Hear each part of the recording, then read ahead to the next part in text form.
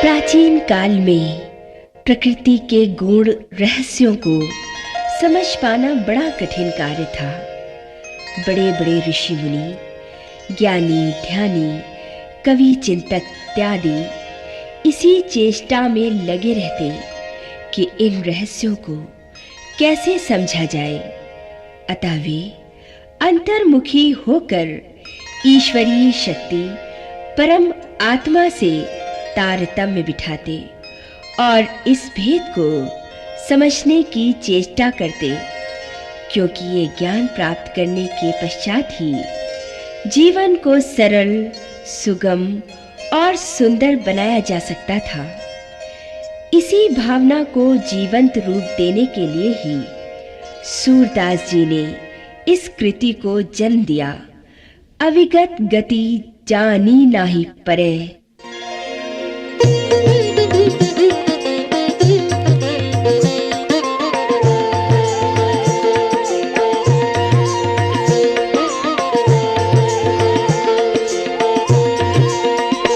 अविगत गति जानी नाही परे, अविगत गति जानी नाही परे।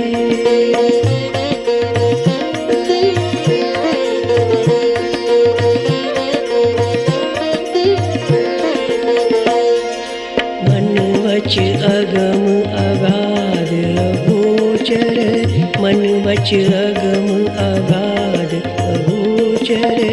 केहि विधि भूति संचरे, केहि विधि भूति संचरे। अविगत गति जानी नाही परे, अविगत गति जानी नाही परे।